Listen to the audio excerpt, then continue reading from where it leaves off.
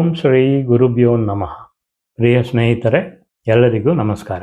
ಸ್ನೇಹಿತರೆ, ನನಗೆ ಕೆಲವರು ಫೋನ್ ಮಾಡಿ, ಸರ್, ಮೊಬೈಲಲ್ಲಿರುವ ಜ್ಯೋತಿಷ ಸಾಫ್ಟ್ವೇರಿಂದ ನಾವೇ ನಮ್ಮ ಜಾತಕವನ್ನು ಹೇಗೆ ಸಿದ್ಧಪಡಿಸಿಕೊಳ್ಳುವುದು ಎನ್ನುವುದನ್ನು ಸ್ವಲ್ಪ ವಿವರವಾಗಿ ತಿಳಿಸಿ. ಯಾಕೆಂದರೆ ನಿಮ್ಮ ವಿಡಿಯೋಗಳಲ್ಲಿ ಜಾತಕವನ್ನು ಹೇಗೆ ವಿಶ್ಲೇಷಣೆ ಮಾಡುವುದು ಎನ್ನುವುದನ್ನು ನೋಡುವಾಗ ಕೆಲವು ಸಮಯಗಳಲ್ಲಿ ಗ್ರಹಗಳಿರುವ ರೇಖಾಂಶಗಳ ಸ್ಥಿತಿಗಳ ಬಗ್ಗೆ ನೀವು ಹೇಳುವಾಗ ನಮ್ಮ ಕೈಯಲ್ಲಿರುವ ಜಾತಕದಲ್ಲಿ ಆ ಡೀಟೇಲ್ಸ್ಗಳು ಇರುವುದಿಲ್ಲ. ಆದ್ದರಿಂದ ನೀವು ಹೇಳುವ ನಿಯಮಗಳನ್ನು ನಮ್ಮ ಜಾತಕದಲ್ಲಿ ಅಪ್ಲೈ ಮಾಡಿ ವಿಶ್ಲೇಷಣೆ ಮಾಡುವುದಕ್ಕೆ ಅಷ್ಟು ಸರಳವಾಗಿ ಆಗುವುದಿಲ್ಲ.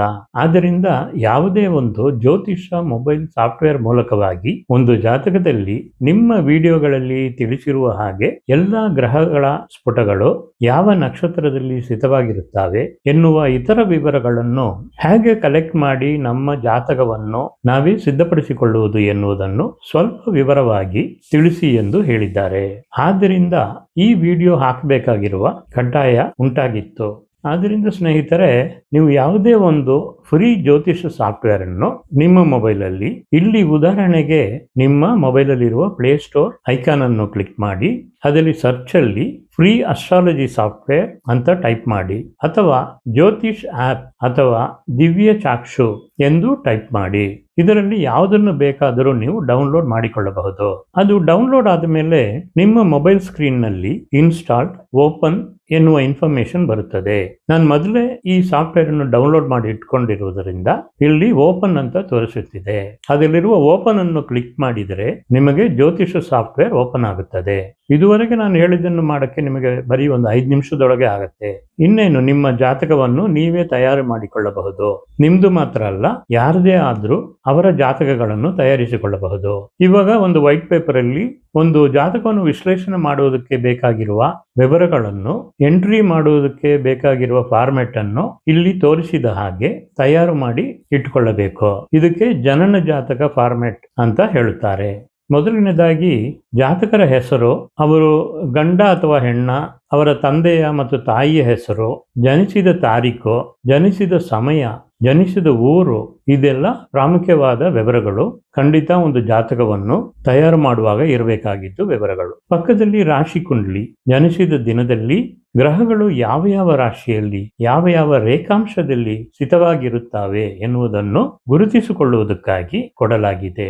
ಈ ರೀತಿ ಬರೆಯುವಾಗ ಎಲ್ಲರೂ ಸಾಮಾನ್ಯವಾಗಿ ಜನಿಸಿದ ಸಮಯವನ್ನು ಬರೆಯುವಾಗ ಅದು ಬೆಳಿಗ್ಗೆನ, ರಾತ್ರಿನ, ಮಧ್ಯಾಹ್ನನ, ಮಧ್ಯರಾತ್ರಿನ ಎಂದು ಕ್ಲಿಯರ್ ಆಗಿ ಬರೆಯುವುದಲ್ಲಿ ತಪ್ಪು ಮಾಡುವ ಸಾಧ್ಯತೆ ಇರುತ್ತದೆ.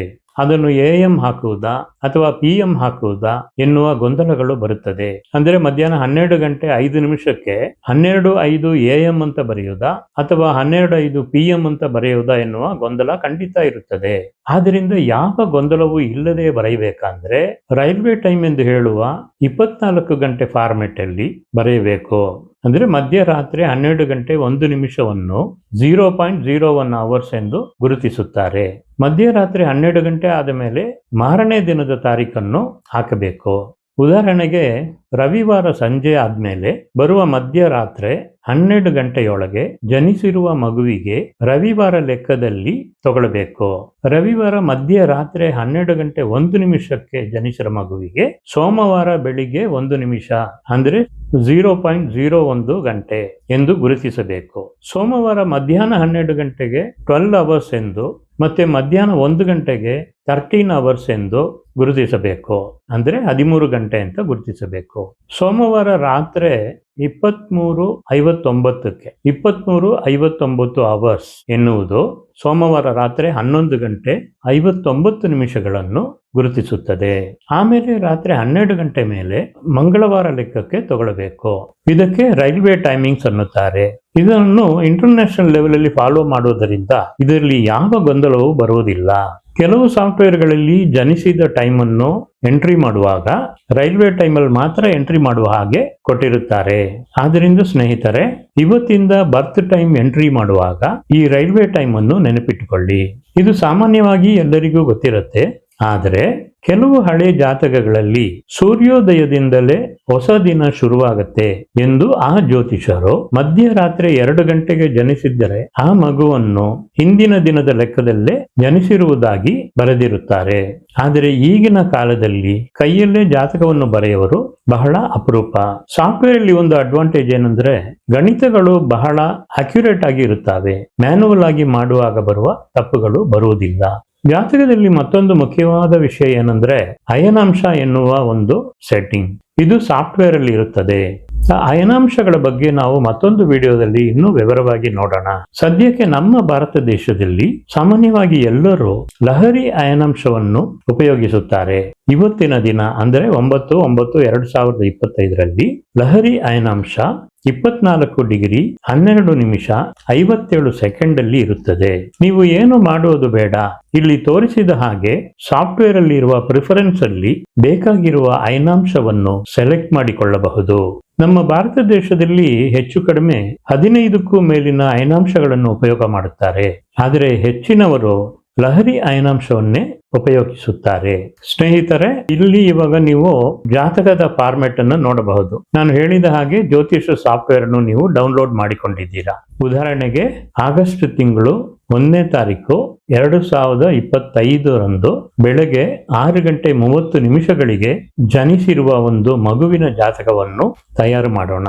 ಇಲ್ಲಿ ನೋಡುವ ಸ್ಕ್ರೀನ್ ನಲ್ಲಿ ಜನನ ವಿವರಗಳನ್ನು ಫಿಲ್ಅಪ್ ಮಾಡಿ ಸಬ್ಮಿಟ್ ಅನ್ನು ಕ್ಲಿಕ್ ಮಾಡಿದರೆ ರಾಶಿ ಕುಂಡಲಿ ಬಂದುಬಿಡುತ್ತದೆ. ಇವಾಗ ನೀವು V1 ರಾಶಿ ಚಾರ್ಟ್ ಎನ್ನುವ ರಾಶಿ ಕುಂಡಲಿಯನ್ನು ನೋಡಬಹುದು. ಇದರಲ್ಲಿ ಕರ್ಕಾಟಕ ರಾಶಿಯಲ್ಲಿ 2 ಅಡ್ಡ ಗೆರೆಗಳನ್ನು ಕಾಣುತ್ತೀರಾ. ಅಂದರೆ ಆ ಕರ್ಕಾಟಕ ರಾಶಿಯೇ ಈ ಮಗುವಿನ ಜನನ ಲಗ್ನವಾಗಿರುತ್ತದೆ. ಆದ್ದರಿಂದ ಜಾತಕ ಫಾರ್ಮೆಟ್ ಅಲ್ಲಿ ಇರುವ ರಾಶಿ ಕುಂಡಲಿಯಲ್ಲಿ ಕರ್ಕಾಟಕ ರಾಶಿಯಲ್ಲಿ ಇಲ್ಲಿ ನೀವು ನೋಡುವ ಹಾಗೆ 2 ಅಡ್ಡ ಗೆರೆಗಳನ್ನು ಹಾಕಿ ಲಗ್ನವನ್ನು ಗುರುತಿಸಿಕೊಳ್ಳಿ. ಕೆಲವು ಸಾಫ್ಟ್ವೇರ್ಗಳಲ್ಲಿ ಲಗ್ನವನ್ನು ASC ಅಸೆಂಡೆಂಟ್ ಎಂದು ಗುರುತಿಸಲಾಗಿರುತ್ತದೆ. 2 ಅಡ್ಡ ಗೆರೆಗಳಿಗೆ ಬದಲಾಗಿ ASC ಎಂದು ಹಾಕಿರುತ್ತಾರೆ. ಕೆಲವು ಸಾಫ್ಟ್ವೇರ್ಗಳಲ್ಲಿ ASC ಮಾತ್ರ ಹಾಕಿರುತ್ತಾರೆ, ಅಡ್ಡ ಗೆರೆಗಳು ಇರುವುದಿಲ್ಲ. ಕೂಡಲೇ ಲಗ್ನ ಎಲ್ಲಿ ಹೋಯ್ತು ಅಂತ ನೀವು ಕನ್ಫ್ಯೂಸ್ ಮಾಡಿಕೊಳ್ಳುವುದು ಬೇಡ. 2 ಅಡ್ಡ ಗೆರೆಗಳು ಇರುತ್ತೆ ಅಥವಾ ASC ಅಂದ್ರೆ ಅಸೆಂಡೆಂಟ್ ಎನ್ನುವ ಪದ ಇರುತ್ತದೆ.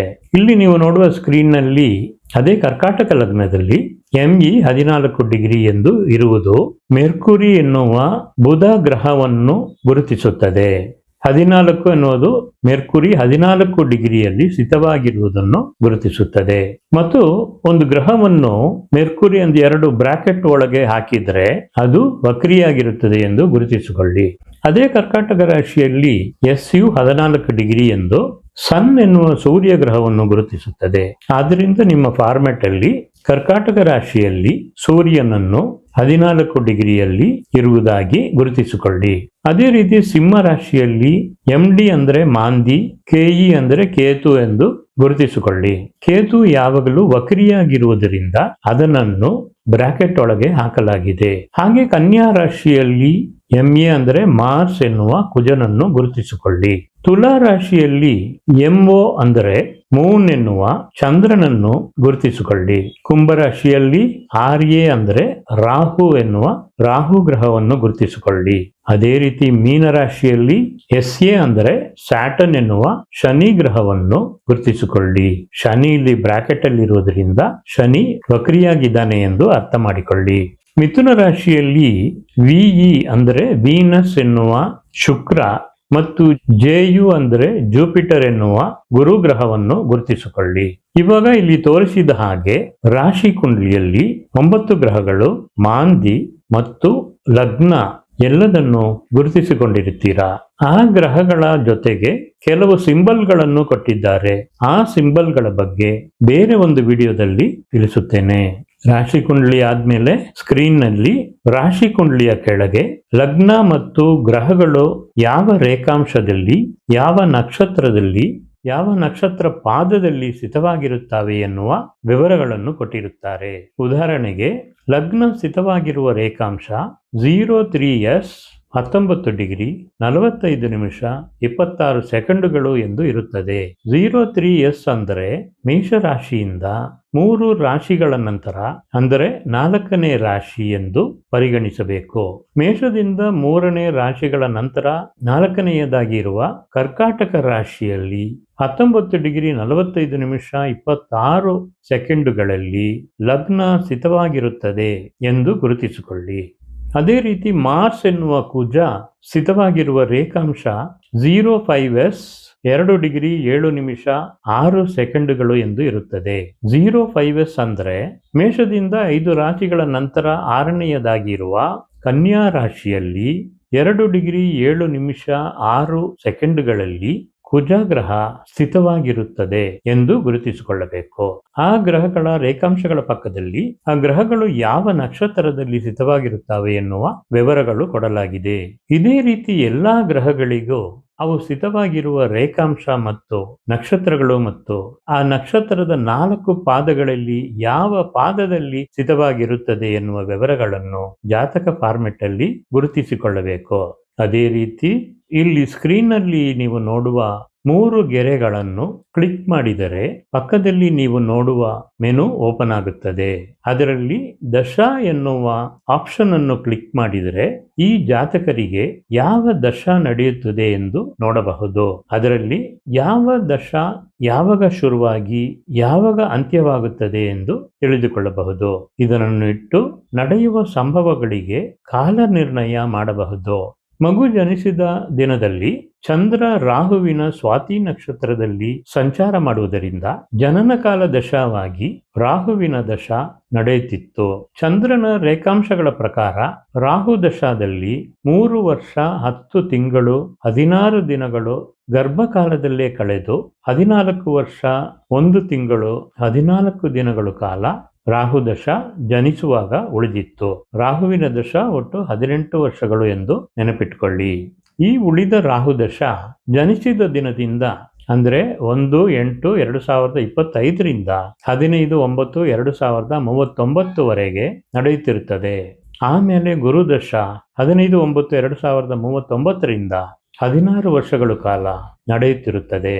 ಇಲ್ಲಿ ತೋರಿಸಿದ ಹಾಗೆ ಜಾತಕ ಫಾರ್ಮೆಟ್ ಅಲ್ಲಿ ದಶಾಕಾಲಗಳನ್ನು ಎಂಟ್ರಿ ಮಾಡಿಕೊಳ್ಳಿ. ಇದುವರೆಗೆ ನಾನು ಹೇಳಿದ ಹಾಗೆ ಜಾತಕ ಫಾರ್ಮೆಟ್ ಅಲ್ಲಿ ಬೇಕಾಗಿರುವ ಎಲ್ಲಾ ವಿವರಗಳನ್ನು ಫಿಲ್ಅಪ್ ಮಾಡಿಕೊಂಡರೆ ನಿಮಗೆ ವಿಶ್ಲೇಷಣೆ ಮಾಡುವುದಕ್ಕೆ ಬೇಕಾಗಿರುವ ಜಾತಕ ರೆಡಿಯಾಗಿ ಬಿಡುತ್ತದೆ. ಸ್ನೇಹಿತರೆ, ಇದುವರೆಗೆ ನಾನು ಹಾಕಿದ ಎಲ್ಲಾ ವಿಡಿಯೋಗಳನ್ನು ನೋಡಿ ಅದರಲ್ಲಿ ಹೇಳಿರುವ ನಿಯಮಗಳನ್ನು ನಿಮ್ಮ ಜಾತಕದಲ್ಲಿ ಹೊಂದಿಸಿ ನೋಡಿ ವಿಶ್ಲೇಷಣೆ ಮಾಡಿ ಫಲಗಳನ್ನು ತಿಳಿದುಕೊಳ್ಳಿ. ಇನ್ನು ಮುಂದಿನ ವಿಡಿಯೋದಲ್ಲಿ ಇನ್ನಷ್ಟು ಸೂಕ್ಷ್ಮಗಳನ್ನು ನೋಡೋಣ. ಸ್ನೇಹಿತರೆ, ಈ ವಿಡಿಯೋವನ್ನು ಇಲ್ಲಿಯವರೆಗೆ ನೋಡಿದ್ದಕ್ಕೆ ಧನ್ಯವಾದಗಳು. ಈ ವಿಡಿಯೋ ನಿಮಗೆ ಇಷ್ಟವಾಗಿದ್ದರೆ ಲೈಕ್ ಬಟನ್ ಒತ್ತಿ ನನ್ನ ಈ ಚಾನಲ್ಗೆ ಸಬ್ಸ್ಕ್ರೈಬ್ ಮಾಡಿ. ಈ ಲಿಂಕ್ ಅನ್ನು ನಿಮ್ಮ ಸ್ನೇಹಿತರುಗಳಿಗೆಲ್ಲ ಕಳಿಸಿ. ಎಲ್ಲರಿಗೂ ಉಪಯೋಗವಾಗಲಿ. ಎಲ್ಲರಿಗೂ ಶುಭವಾಗಲಿ. ನಮಸ್ಕಾರ. ಸರ್ವೇ ಜನ ಸುಖಿನೋ ಭವಂತು.